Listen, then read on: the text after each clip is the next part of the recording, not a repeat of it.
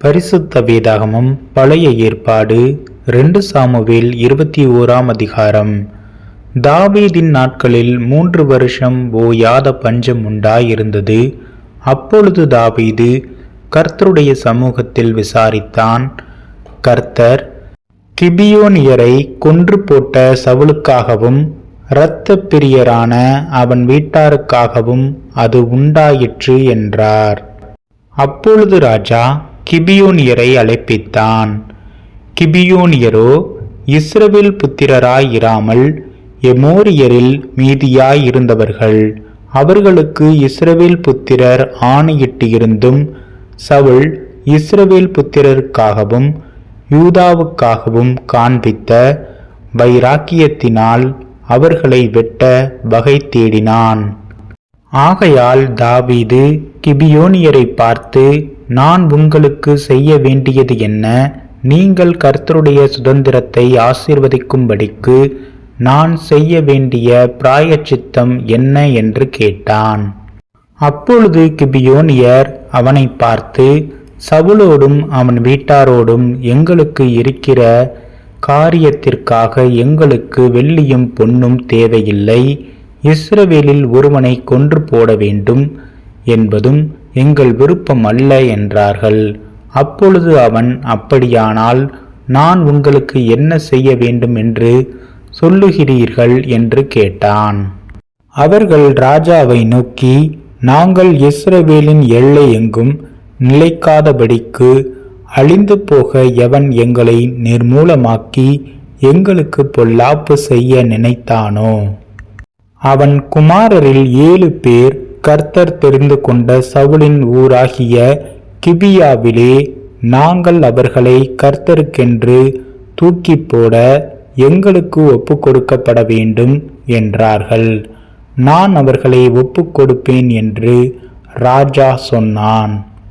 ஆனாலும் தாவீதும் சவுலின் குமாரனாகிய யோனத்தானும் கர்த்தரை கொண்டு இட்ட ஆணையின் நிமித்தம் ராஜா சவுலின் குமாரனாகிய யோனத்தானின் மகன் மேவிபோசேத்தை தப்பவிட்டு ஆயாவின் குமாரத்தியாகிய ரிஸ்பால் சவுலுக்கு பெற்ற அவளுடைய 2 குமாரராகிய அர்மோனியையும் மேவிபோசேத்தையும் சவுலின் குமாரத்தியாகிய மேரேப் மேகோலாத்தியனான பர்சீலாவின் குமாரனாகிய ஆதிரியேலுக்கு பெற்ற அவளுடைய 5 குமாரரையும் பிடித்து அவர்களை கிபியோனியர் கையில் ஒப்பு கொடுத்தான்.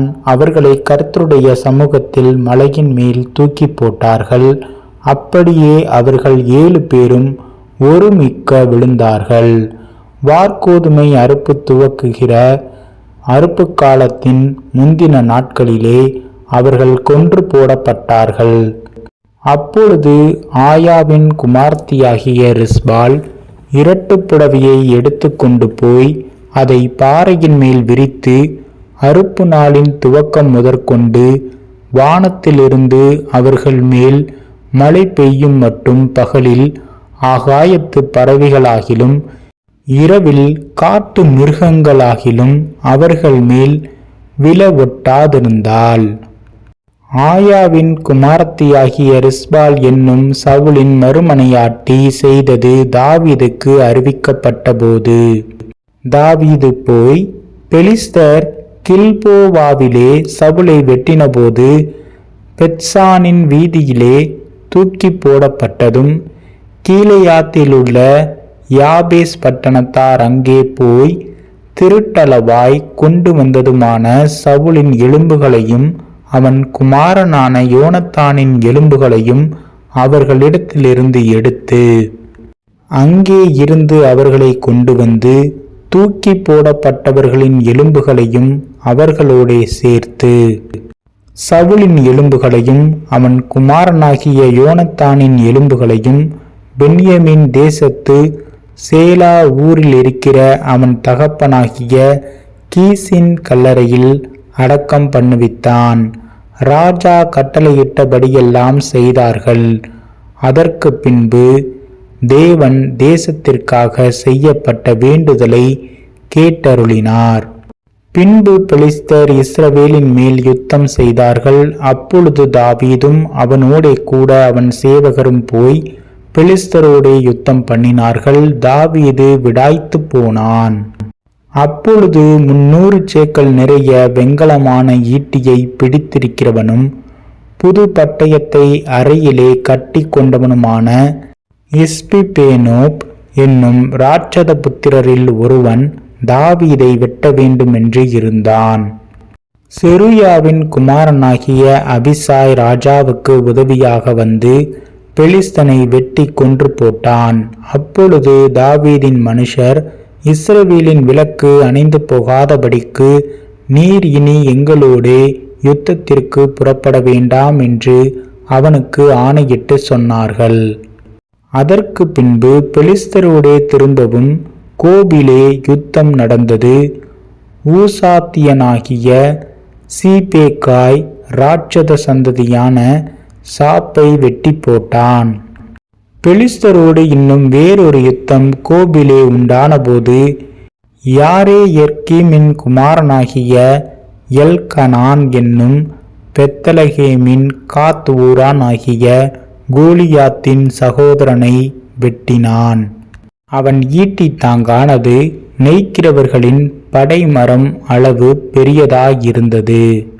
இன்னும் ஒரு யுத்தம் காத் ஊரிலே நடந்தபோது அங்கே நெட்டையனான ஒரு மனுஷன் இருந்தான். அவன் கைகளில் அவ்வாறு விரல்களும் அவன் கால்களில் அவ்வாறு விரல்களும் ஆக 24 விரல்களுள்ளவன். இவனும் ராட்சத பிறவியாயிருந்து இஸ்ரவேலை நிந்தித்தான். தாவீதின் சகோதரனான சீமேயாவின் குமாரனாகிய யோனத்தான் அவனை வெட்டினான். இந்த 4 பேரும் காத்தூரிலே ராட்சதனுக்கு பிறந்தவர்கள். இவர்கள் தாவீதின் கையினாலும் அவன் சேவகரின் கையினாலும் மடிந்தார்கள்.